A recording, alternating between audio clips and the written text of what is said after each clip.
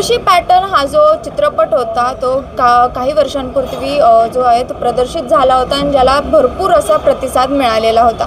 मात्र त्याच्यानंतर आता मुळशी पॅटर्न 2 हा चित्रपट जो आहे तो प्रेक्षकांच्या भेटीला येणार आहे। मात्र सध्या या चित्रपटावरती बराच आक्षेप जो आहे तो घेतला जातो आणि तो आक्षेप जो आहे तो मुळशी बचाव समन्वय समितीकडून जो आहे तो घेतला जातोय। नेमके काय कारणं आहेत हे आपण आता त्यांच्याकडून जाणून घेणार आहोत। खरं तर मुळशी पॅटर्न हा चित्रपट खूप प्रचलित झाला होता, तसं त्याला चांगला रिस्पॉन्स पण भेटला होता आणि त्याला तसा रिस्पॉन्स मिळण्यामागे कारण होतं ते म्हणजे तुम्ही जमीन विकू नका, तुम्ही जमीन राखा हा संदेश जो आहे तो समाजापर्यंत किंवा आजची तरुणाई जी आहे ती जमिनीकडे एवढं लक्ष देत नाही म्हणून तो संदेश त्यांच्यासाठी महत्त्वाचा ठरला। मात्र आता मुळशी पॅटर्न 2 जो चित्रपट येतो त्याला समितीकडून जो आहे तो विरोध दर्शवला जातो। नेमकं काय कारण आहे?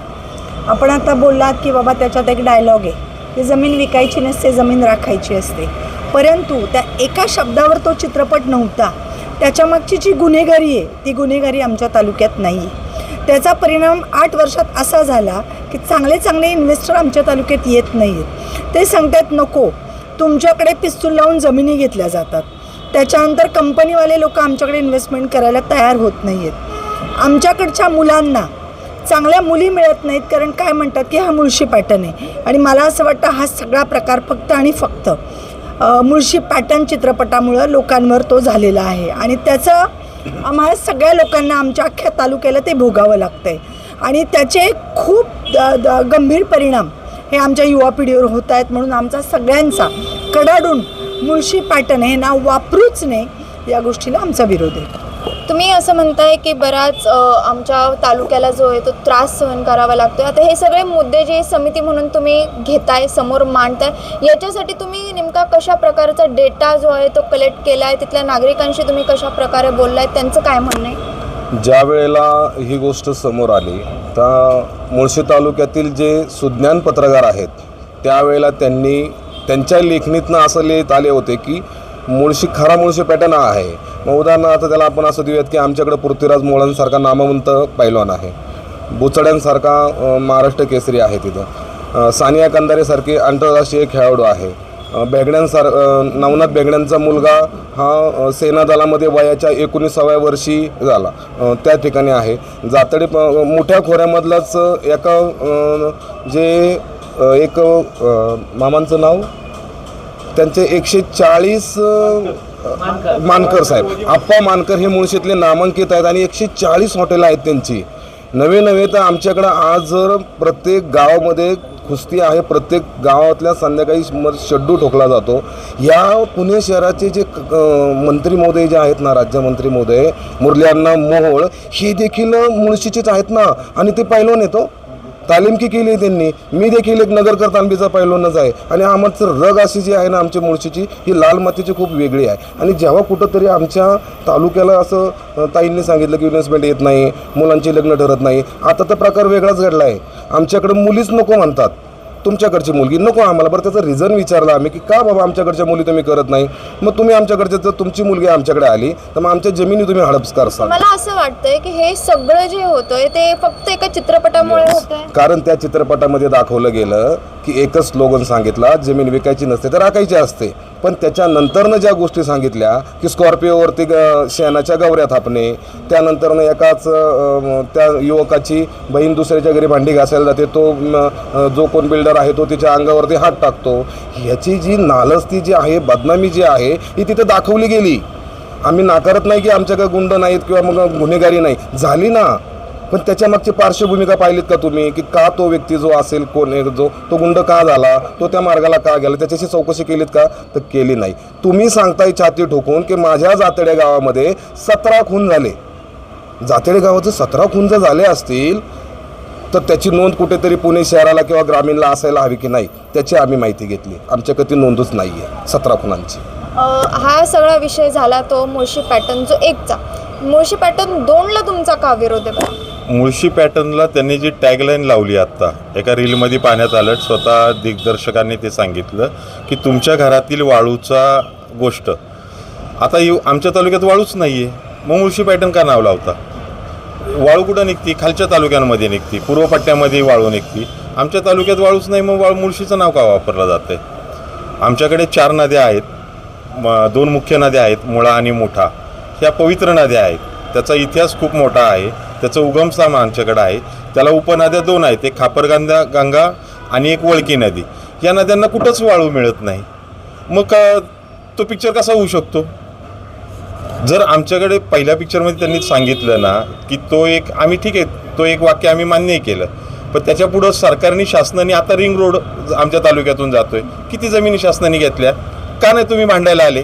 माझं एक प्रश्न आहे त्यांना की तालुक्यातले असंख्य प्रश्न असताना, ज्या वेळेस मुळशी तालुक्यामध्ये 1984 साली MIDC आली आमच्याकडे, त्याच्यानंतरनं ती चांगली चालली होती, पण 2018 नंतरनं कंपन्या सोडून जात आहेत आमच्याकडनं. शिरवळला झाल्या आहेत, रांजणगावला शिफ्ट झाल्या आहेत, चाकणला शिफ्ट झाल्या आहेत. हे का? तर मुळशी पॅटर्न हा लोकांवरती विणला गेला. कारण की आपण सर्वसामान्य नैसर्गिक पद्धत आहे की माणसावरती प्रभावित पिक्चर करतो, लगेच ते ब्रेन वॉश होतं, त्याने ब्रेनलावरती पूर्ण अतिक्रमण त्या पिक्चरमुळे होतं. तो परिणाम झाला आहे. मग तुमचा आक्षेप आता त्या मुळशी पॅटर्न 2 मधील काही सीन्स आहेत तो कट करण्यावरती आहे की मुळशी पॅटर्न किंवा मुळशी हा शब्द वापरूच नाही, तिथल्या तालुक्याचा तोटा होत आहे? नेमका आक्षेप कशावर आहे? ह्याची मुळशीची जी ओळख आहे मामासाहेब मोहळांची, मुळशी तालुका जर म्हटलं तर मामासाहेब मोहळांचं नाव पुढे येतं आणि मामासाहेब मोहळांचा जो वारसा आहे पुढे चाललेला असेल तो या ठिकाणी आज आपल्या पत्रकार परिषदेला या ठिकाणी उपस्थित आहेत. माझ्यापेक्षा अधिकची माहिती सरांकडनं मिळेल तुम्हाला तिथे. मला एक प्रश्न विचारायचा होता असा की आता हा सगळा मुळशी पॅटर्नचा जो सगळा आहे ते नेमकं मुळशी हा शब्द वापरला, कारण टाळी कधी एका हाताने वाजत नाही. तिथे जर या गोष्टी घडल्या नसत्या तर त्या चित्रपटात नक्कीच आल्या नसत्या. मग त्यावेळेस आक्षेप का नाही, आता आक्षेप का, असा पण प्रश्न विचारला जातोय. बघा, हा जो पॅटर्न आहे हा फक्त मुळशीचाच आहे का? पहिला प्रश्न माझा हा. पूर्ण भारतभर चालू आहे. जिथं डेव्हलपमेंट होते तिथं हा पॅटर्न घडतोच आहे. मी तर म्हणतो तुम्ही मुळशी पॅटर्न कशाला, पुणे पॅटर्न का नाही नाव देत? मग ते चालेल का पुणे पॅटर्न दिलं? नाही चालणार. मग आमच्या गावाविषयी जर कोणी वाईट बोललं तर कसं काय चालेल आम्हाला? बरं, तुम्ही झालं एक घटना झाली त्याच्यात, पण त्याच्यात जवळजवळ 100पेक्षा चांगली घटना आहेत ना, मग ते का नाही दाखवायच्या? मुळशीमध्ये नाही म्हटलं तरी कुस्तीसाठी आम्ही ओळखलं जातो, आम्ही निसर्गासाठी ओळखलं जातो, आमच्याकडनं पाणी तुमच्या पुण्यापर्यंत येतो, ते का नाही लक्षात येत? नुसतं आमच्याकडे ते नाही, आमच्याकडे शिक्षणाचा पण वारसा आहे. आमच्याकडे नाही म्हटलं तरी महाराष्ट्र केसरीच्या 2-4 गद्या आमच्या ह्याच्यातून गेल्यात. आणि मुळशी म्हणजे फक्त काय एक हे नाही आहे की बाबा मोहोळ आहेत, माळणे आहेत, पासळकर आहेत, आमच्याकडनं मावळे पण होऊन गेले. का? म्हणून आमच्याकडनं फक्त वाईटच का आमच्याकडनं? आणि माणसांना नेहमी वाईटच बघायची सवय, जास्ती उत्सुकता असते. चांगलं दाखवा ना तुम्ही. आणि मुख्य म्हणजे आम्हाला अभिमान आहे की तळडेंचा पिक्चर हिट व्हावा, बरं का, तळडेंचं अजून पुढे जावं, पण फक्त मुळशी हे नाव देऊ नका. आता माझे आजोबा मामासाहेब मोहोळ, माझे वडील सदानंद मोहोळ, माझे काका अशोक मोहोळ, आम्ही फक्त गावासाठी किंवा आमच्या जिल्ह्यासाठी आम्ही काय चांगलं करायचं याचाच विचार केला. मग तुम्ही चांगलं दाखवा ना, बऱ्याच गोष्टी चांगल्या दाखवता येतील. कशाला आपण आपल्याला स्वतःला नुसत्या त्या चौकनातच अडकून बसायचं की एकच वाईट घटना घडली आणि तीच सगळीकडे दाखवायची? काय गरज काय त्याची? आता तुमची मागणी अशी आहे की मुळशी हा शब्द यांनी वापरूच नाही, बरोबर. अन्यथा काय? अन्यथा माफिया पॅटर्न वापरा, वाळू पॅटर्न वापरा, गुन्हेगार पॅटर्न वापरा, भरपूर नाव आहेत बाकीची. नाही असं केलं तर पुढे असं नाही केलं तर हे बघा, माझं थिएटर आहे, मी माझ्या थिएटरमध्ये लावणार नाही, ही माझी जबाबदारी. आणि मी मुख्य म्हणजे तळडे पण याच गावचे आहेत ना, त्यांना पण माहिती आहे. त्यांचं पहिल्यांदी पिक्चर त्यांना पण मला वाटतं चांगला एक संदेश द्यायचा होता की असं वागू नका.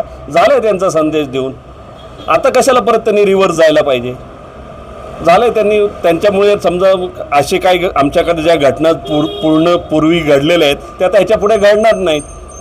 आणि कशाला त्याला मुळशीच कशाला नाव द्यायला पाहिजे? तुझ्यामुळे लोक सुधरतील तर अख्ख्या देशाची सुधरू दे ना, फक्त मुळशीचीच का? आणि मुळशीच्या बाकीच्या गोष्टी दाखव ना तू, केवढ्या चांगल्या गोष्टी आहेत.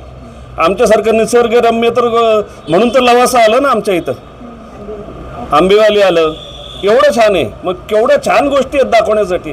ती चांगल्या गोष्टी दाखवाच, लोकांना चांगलं उत्स्फूर्तपणे प्रतिसाद मिळू दे, लोकांनी चांगल्या गोष्टी आत्मसात करू दे, तेच तर खरं आम्हाला जास्ती आम्हाला चांगलं वाटेल. आणि मला वाटतं हे सगळ्यांची जबाबदारी आहे की ना, आत्ता पण जे चाललं आहे की लोकांना आहे ना वाईट गोष्टी बघायला आवडतात. कारण ते कसं जे बघायला नाही मिळत ना ते बघायला मिळालं ना की त्याला उत्साह निर्माण होतो. मग तुम्ही चांगल्या गोष्टी दाखवा ना. खरं म्हणजे आपल्याकडनंच काहीतरी चूक होते की आपण चांगल्या गोष्टी दाखवत नाही. मग हे का नाही हो? एकंदरीतच पाहायला गेलं तर एका चित्रपट जो आहे तो कशा प्रकारे एखाद्या गावावरती परिणाम करू शकतो असं यांचं म्हणणं आहे. तशी त्यांनी उदाहरण पण दिले. तिथले मुलं असतील किंवा मुली असतील किंवा तिथला एकंदरीतच सगळा व्यवसाय, तिथलं वातावरण जे आहे त्याच्यावरती एका चित्रपटाने एक निगेटिव्ह परिणाम जो आहे तो झाल्याचं असं या समितीचं म्हणणं आहे. त्याच्यामुळे मुळशी हा शब्द त्यांनी येता आगामी जो त्यांचा चित्रपट आहे त्यात त्यांनी वापरू नये अशी मागणी त्यांनी केली आहे. अन्यथा ही मागणी पूर्ण न झाल्यास त्याच्यावरती कशा प्रकारचा बहिष्कार टाकायचा हे आम्ही ठरवूच असा इशारा देखील त्यांच्याकडून देण्यात आला आहे. शिवानी लकडे, टाइम्स ऑफ महाराष्ट्र, पुणे.